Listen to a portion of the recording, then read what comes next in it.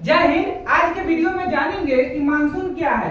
आप कहीं ना कहीं इसका जिक्र जरूर सुनते होइएगा कि मानसून आने वाली है, या मानसून के बारे में आप लोग कहीं ना कहीं सुने होइएगा। तो चलिए आज इसके बारे में बताएंगे कि मानसून क्या है और मानसून की विशेषताएं क्या है और मानसून कब तक रहती है, और जो मानसून है इसमें कौन से फसलें बोई जाती है। तो चलिए सबसे पहले हम आपको बता दें कि मानसून क्या है। तो देखिए मानसून की परिभाषा अर्थात मानसून क्या है, तो इसका आंसर सटीक बताते हुए हम बता दें कि हिंद महासागर। कौन सा महासागर? हिंद महासागर।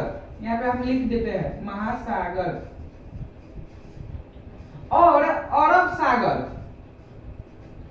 हिंद महासागर और अरब सागर की ओर से, अरब सागर की ओर से दक्षिण और पश्चिम तट पर आने वाली हवा को ही क्या कहते हैं? मानसून कहते हैं। ये जो हवा हिंद महासागर और अरब सागर से जो दक्षिण और पश्चिम तट पर आती है, जो हवा आती है उसी को हम क्या कहते हैं? मानसून कहते हैं। जो हवा आती है हिंद महासागर और अरब सागर से दक्षिण और पश्चिम तट की ओर, वैसे हवा को ही हम क्या कहते हैं? मानसून कहते हैं। तो आप लोग समझ गए कि मानसून क्या है। हिंद महासागर और अरब सागर की ओर से दक्षिण और पश्चिम तट पर आने वाली हवा को ही मानसून कहते हैं। इसमें क्या होता है कि काफी बारिश होता है, मतलब अधिक बारिश होता है, और यह जून से सितंबर तक, कब? जून से लेके सितंबर तक यहाँ पे यह चलती है। ठीक, हवा चलती है और बारिश होती है।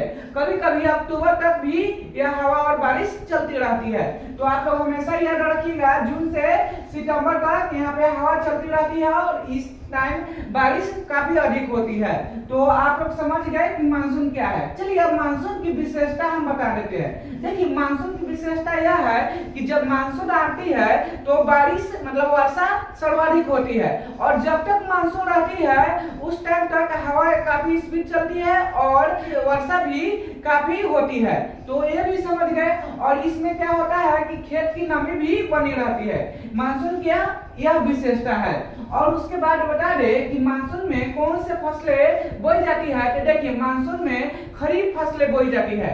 मानसून में कौन से फसलें बोई जाती है? खरीफ फसलें। और खरीफ फसल के अंतर्गत कौन कौन से फसल आ जाते हैं? तो यहाँ पे धान, मक्का, सोयाबीन, कपास आ जाता है। ठीक, खरीफ फसल के अंतर्गत कौन कौन से फसल आते हैं? धान, मक्का, सोयाबीन और कपास। और यह मानसून के समय इसकी बुआई की जाती है। तो हमें उम्मीद है कि आप लोगों को मानसून के बारे में समझ गए होंगे।